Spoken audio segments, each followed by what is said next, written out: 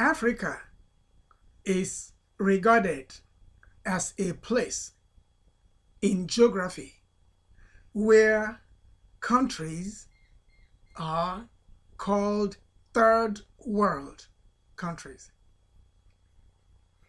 And they look at GDP, gross domestic product, they look at population, they look at so many indices to make that determination. Just the same way that the map of Africa was drawn for Africans by non-Africans, so also Africans are being told what their GDP is, how poor their countries are, and how they are good for nothing. They are not part of the global market, but we know that every single day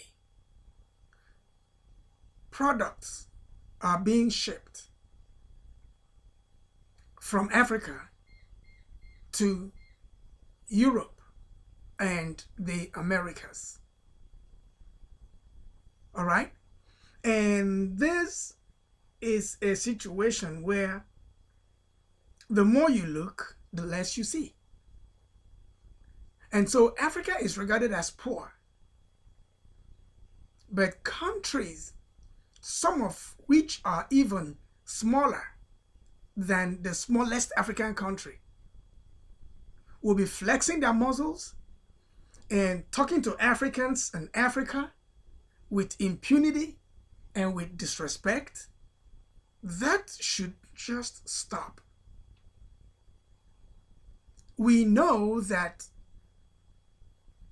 there is an element of sabotage in the process. Africa has some sons and daughters who choose to sabotage Africa's efforts because of situations they find themselves in. But they will be rescued. We will rescue them from the hands of those who hoodwink them, browbeat them, and cajole them, and make them do what they would not like to do. And they are just living a life of cognitive dissonance, if I may say. They know what's the right thing to do, they won't do it. They do the wrong thing, and they know that they're doing the wrong thing, and they can't help themselves. They keep doing it because they need someone to come and rescue them. And of course, when you come to rescue them, they will be fighting you. They'll fight like you are doing them wrong. They will fight you, but you are coming to rescue them. So that is the cognitive dissonance level that we see across Africa. But Africans are not going to relent, because Africans don't have any other place than Africa that they can call home. No matter how much sabotage they experience, Africans, no matter where they are in the world, do not have any other place but Africa. Therefore, whoever can bail the cat should bail the cat. It's as simple as that. But one thing we know is that the era of stashing the people's wealth outside the people's countries is gone. That era is gone. The owners of the wealth, the citizens of the African countries, they now know, if they did not know in the past, they now know that their commonwealth is being siphoned, and they are helpless about it. But in the recent times, Africa's sons and daughters who ran away from Africa or who found themselves in countries outside the continent, they've been thinking, they've been crying, they've been weeping, they've been wailing, they've been mourning, they've been gnashing their teeth. Again, there I go. That reminds us of the song by Bob Marley, where he says something about weeping and wailing and mourning and gnashing of teeth. Of course, Bob Marley is not the original owner of that expression. Bob Marley is a reader of the Bible. He saw it in the Bible, where some people are placed in a position where they will be weeping and wailing and mourning and gnashing their teeth. So Bob Marley picked it up and popularized it. So when we say it now, somebody can say, "Oh, copyright infringement," and Bob Marley owns it. No, Bob Marley doesn't own it. It's in the public domain. That public domain is the Bible. So let me go back to what I was saying. So the citizens of the African countries are weeping and wailing and mourning and gnashing their teeth. Why? The reason is clear. Their sons and daughters who work hand in hand with the oppressor receive the impunity. It's not a right. It's impunity to take money that should be allocated to infrastructure. They take it, swallow it, and accuse something else, and just lay blame on something, give long excuses and speak all kinds of bogus and words, and just to bamboozle the listeners and sweep the whole thing under the carpet. And so the people of Africa have listened to such trash for way too long. And so what they need is to stop those people who are stashing public funds overseas. Now, that is at best double tragedy or double jeopardy. Because in the first place, the resources belonging to the countries in Africa are being plundered, stolen, before the very eyes of the people of the countries. And after they've been stolen, Africa will be told, "Oh, we are going to give you a loan." They call it IMF loans. IMF loans for African countries? Think again. I said, think again.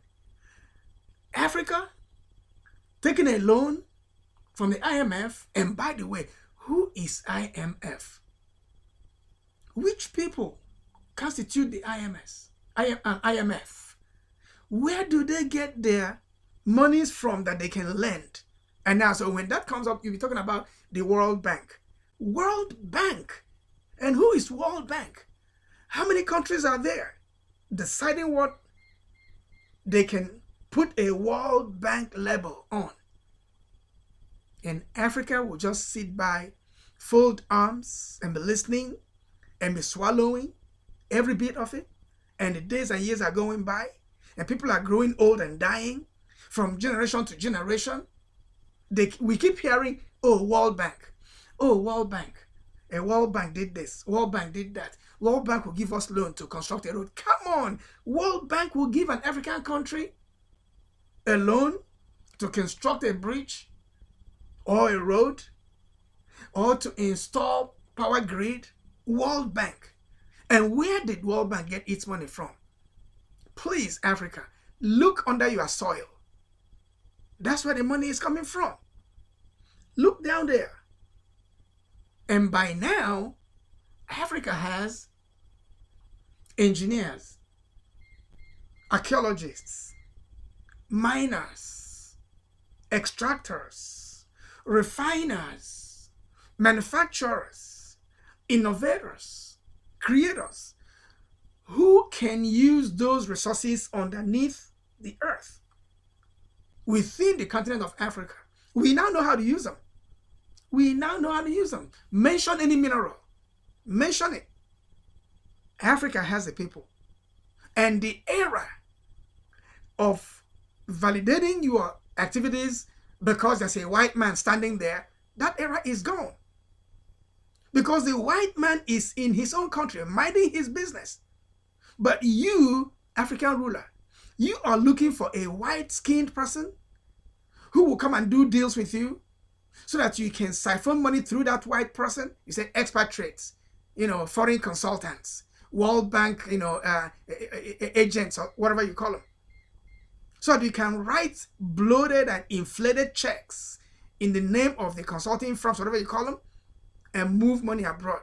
So when the money goes overseas, they will give you your cut into your own bank account. That is how many of you African rulers, that's how many of you have monies that your children's and future generations for eternity may not be able to consume.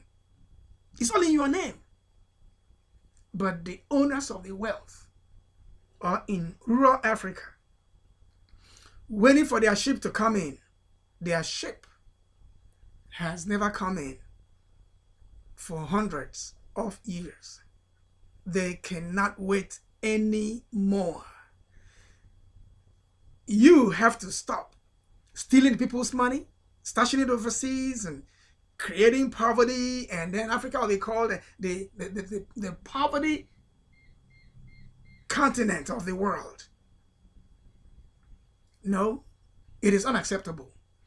You cannot keep taking the money that belongs to the citizens, rendering them impotent, put it that way, rendering them helpless, hapless, useless. And they will just be there moping, morose, just pining away, getting mental, getting disillusioned. And everything they look at is like the devil water. We all know what devil water is. Devil water, that's the hope that the African has because of what you, African ruler, are doing. No, the time for that is gone. You cannot keep stashing people's funds overseas and they are waiting and waiting and waiting. Now, just take a swipe at the different African countries you can think of. Research them. Research. You will find out how much each country is owing to the Western world. African country owing the West for what? And where will the West get the money to give such loans to Africa? That Africa should be a debtor continent, when Africa is actually the owner of the wealth that's being plundered. I mean, we cannot keep sending, for goodness sake, we cannot keep sending our resources overseas only to be given what is less than a royalty. We don't need a royalty for something that belongs to us. We need to get our money so we can give to any nation that we want to give. Africa is in a position to render financial help to foreign countries. We got to turn the table. We got to turn the table. We cannot just keep folding our arms and waiting, oh, we are, our country is poor or our continent is poor and we did this, we did that, we're making excuses and time is, flying by. No, it is not acceptable. The money that each African country has should be enough to cater to the needs of the people of that country. And when we aggregate them, we'll find out that we are being lied to. And when the next time they tell you that the African economy is like $1 trillion, please don't just take them by their word. Go and check. Go and do the math. How many countries in Africa? Run your spreadsheet. Make a list of the countries of Africa. Find out how much they are budgeting this year for their annual budget. Write it down and calculate it and see how much each country represents financially. Add them up. Simple addition. Add them up. And you will see how much each country is worth. And when you see that, you will begin to find out how much the country can get from their natural resources. You can find out how much they can get from gold, bauxite, uranium, gas, crude, platinum, silver, copper. These are just the popular ones. There's so many other things underneath the earth that Africa has that we are not even mentioning their names. Unless we bring out the list and begin to read them one by one on the list. But we don't even need to, because we know that Africa has all those things. Why can we not lay claim to those things that are already under our soil? And then we will be there watching. Someone will come for kingdom's sake. Someone will come from some distant place and lay claim and then give you peanuts. Whether they call it royalty or they call it loan, that's what you will get, and you will satisfy yourself with that. And the deals that they make, even with that, the deals they make transfer part of that money into the pockets of the rulers. And how long are we going to allow that to go on? You know, some generations have died waiting in vain. Their ship never came in. And the present generation is also pining away. And some people are not even receiving their salaries. Some are being owed. Some people are not being remunerated accordingly. And some people are really highly qualified to do things, and they do those things, and they are not remunerated accordingly. So how can you explain that? How can? That people are working so hard, but their daily wages are not even enough to buy a meal, a decent meal. And you think that Africa can go on that way? No. The African people are thinking these days more than ever before. So the African children who are dispersed across the world are beginning to speak up about the things happening in their homeland. And sorry, African children cannot just wait any longer. They cannot keep crying forever. They cannot keep begging and toiling and coiling and whining. They cannot be doing that. Just because somebody who is in a position of authority is just, let's say, stealing money that's meant for everybody and using it to enrich himself alone, while the rest of the population would go hungry. And how can anybody condone that? And sometimes we know that people are scared of talking because they don't know what to become of them. But the thing is, we are saying that no more stashing of African wealth overseas. Because when you steal the money belonging to the people, you move it overseas, you are a ruler. One day you will fall out of favor with your master, who gave you the audacity to move those funds away to his own country. You are master, his own country. He will help you get the bank account, and they're managing it for you. And one day when you fall out of favor, you may not get access to that money.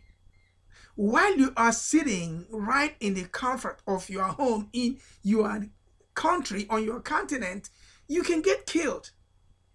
And once you get killed, the money that you stashed away belongs to your master. So from the get-go, when you steal the money that belongs to the people and move it overseas to put in a bank, you think you have a bank account. You do not have a bank account. What is happening is that the money you put there is being invested in that country by that country, and it's yielding interest for them, and you may not even be getting the interest. If you are too wild and too wise to know the products, the instruments you can use to be any interest. They'll be watching you. They say, okay, you want to show that you understand the games? All right, let's see how far you will go. One day you may fall off because it's just a phone call. It's just a phone call. It could be a phone call from the Vatican to Washington, D.C. It could be a phone call from Brazil to Pretoria. It could be a phone call from London to Kenya. It could be a phone call from Paris to Abidjan. I mean, just a phone call can, someone say, get that man out of office. Period. You were a good man yesterday, but all of a sudden, you're no longer good. You'll be removed from office. The news channel, the broadcasting corporation will read the news that you have been transferred to so place, or they can label one thing. You know, I mean, in Africa, what we do is we just say, you are corrupt. That's all we need to say. Corruption. And once you say corruption, you're gone. And then that money will no longer reach you. You don't have access to it anymore because you've been labeled corrupt and you begin to be investigated. You know. So you will, in fact, you will be warned that the path you are towing now is not good for you. They'll warn you. Don't go that route. Don't go there. Leave that thing alone. It's been like that before you were born. Leave it alone. If you don't, you will regret. And if you are recalcitrant, then you can run the risk. And you can decide to say, okay, hey, a man dies just once. You will remember that you read Shakespeare. You read Julius Caesar. You know, where Shakespeare said, the valiant never tastes of death but once. Even in the case of Caesar, he says, the things that threaten me never look but on my back. He said, when they shall see the face of Caesar. Just imagine that you can be that recalcitrant because Caesar was. And if you are a ruler in Africa and you choose to be as recalcitrant as Caesar, then you can say, what will happen tomorrow? Let it come and happen today. And when that happens, you will find that you're running a risk. Risk of losing your life, risk of losing office, risk of losing property, risk of all kinds. You just don't know what's coming down the pike. So someone has to bite the bullet. Someone has to stick out his neck. Someone has to say, let me be on the side of truth to get results. Someone has to do it. It might be you, it might be me, but someone has to do it.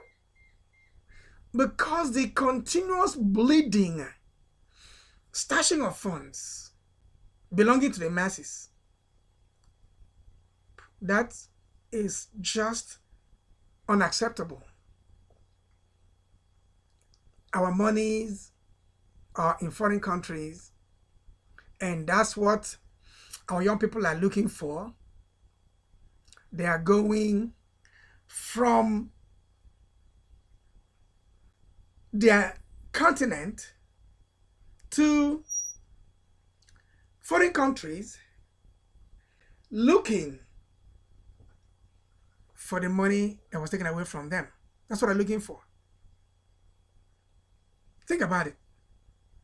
Those who drown in the Mediterranean, they drown because they are going to look for their money.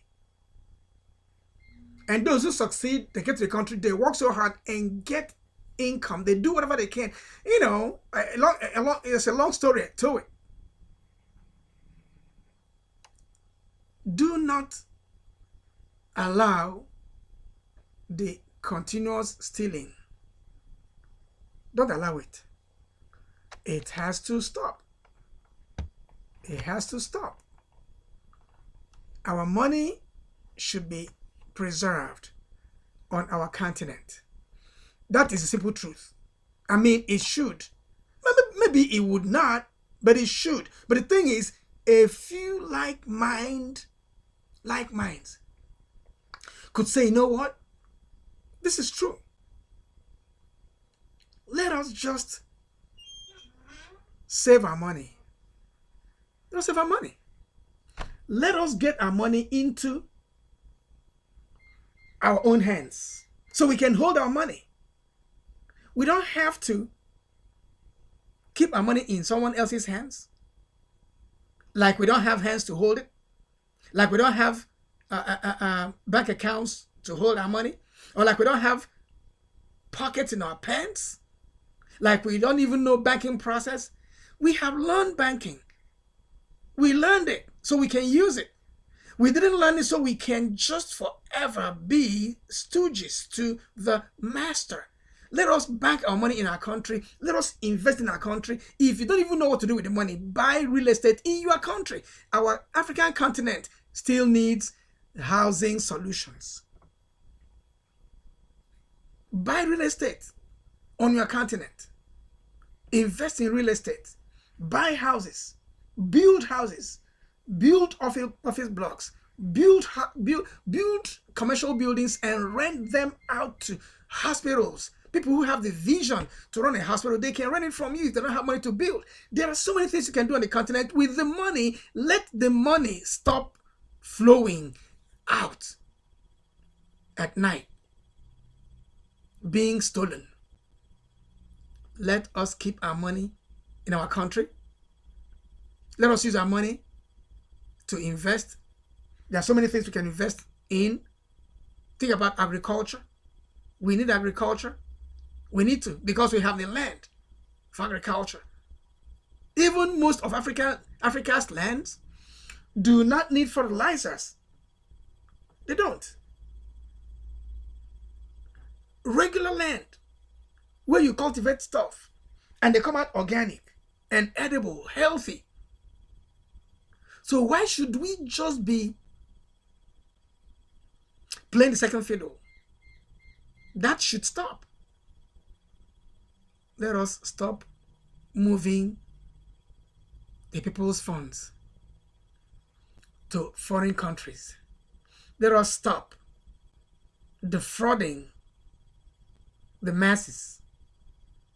The children of Africa have suffered a lot and have suffered enough. And if you are one of those rulers, one of those messengers, one of those people who are supposed to look after the wealth of the nations across Africa, and you are just perpetrating this act of stealing, sorry, your days are numbered. Because Africa will no longer condone stashing of its funds in foreign countries where they will get lost if you are dead and nobody can get hold of it. And even if it comes back to your country, the people who will receive it back to your country will will reloot it. It's relooting. You see, when they loot funds, stash them out, and if they even fight and go through the court process to be able to bring in some money, when the money comes in, human beings are the ones in the process. They are driving the process. As they drive the process, they can't wait for the money to touch down. And when the money touches down, they re-loot the money. So the masses will read in the newspapers and the tabloids that, oh, this amount of money has been brought back from where it went. That's what they will read. They will not be told how the money was disbursed or what the money was used for. They will not be told. So, but Africa will no longer accept that. Let us stop those people who are stealing our funds and moving them out. If they do not want to stop by themselves, let us stop them. There are many ways of doing it. You don't need to be violent. There are processes that are known to law that can be activated just for the sake of the poor, rural African who has been waiting for ages for that ship to come in. Let us change